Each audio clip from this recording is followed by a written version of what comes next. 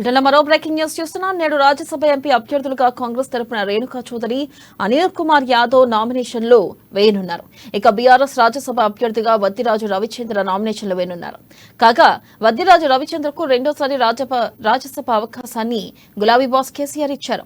మొదటి దఫాలో 2 ఏళ్ల పాటు రాజ్యసభ ఎంపీగా రవిచంద్ర పనిచేశారు. కాగా రేపు రాజ్యసభ అభ్యర్థుల నామినేషన్ పత్రాల పరిశీలన చేపట్టనున్నారు. ఈ నెల 20న రాజ్యసభ అభ్యర్థుల నామినేషన్ ఉపసంహరణకు అవకాశం కల్పించారు. ఇక 56 రాజ్యసభ స్థానాలకు ఈ నెల 27న ఎన్నికలు జరగనున్నాయి.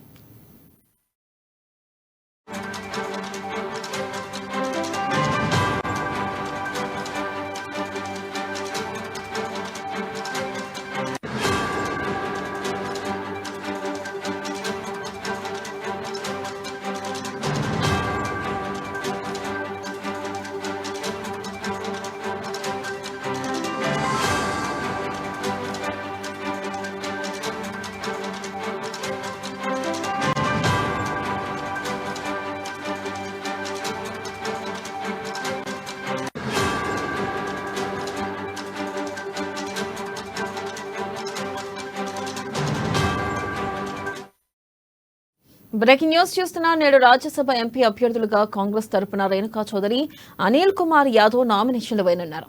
బీఆర్ఎస్ రాజ్యసభ అభ్యర్థిగా వద్దిరాజు రవిచంద్ర నామినేషన్లు వేయనున్నారు. కాగా వద్దిరాజు రవిచంద్రకు రెండోసారి రాజ్యసభ అవకాశాన్ని గులాబీ బాస్ కేసీఆర్ ఇచ్చారు. మొదటి దఫాలో 2 ఏళ్ల పాటు రాజ్యసభ ఎంపీగా రవిచంద్ర పనిచేశారు. కాగా రేపు రాజ్యసభ అభ్యర్థుల నామినేషన్ పత్రాల పరిశీలన చేపట్టనున్నారు. ఈ నెల 20న రాజ్యసభ అభ్యర్థుల నామినేషన్ల ఉపసంహరణకు అవకాశం కల్పించారు. 56 రాజ్యసభ స్థానాలకు ఈ నెల 27న ఎన్నికలు జరగనున్నాయి.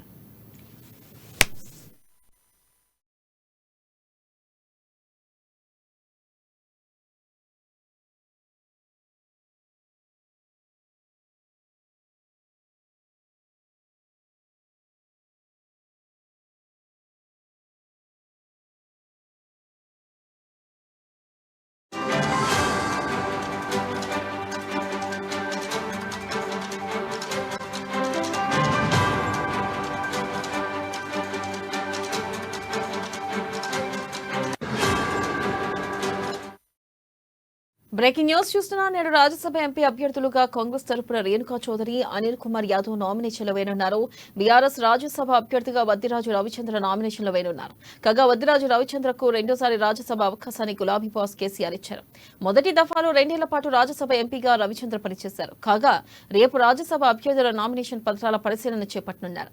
ఈ నెల 20న రాజ్యసభ అభ్యర్థుల నామినేషన్ల ఉపసంహరణకు అవకాశం కల్పించారు.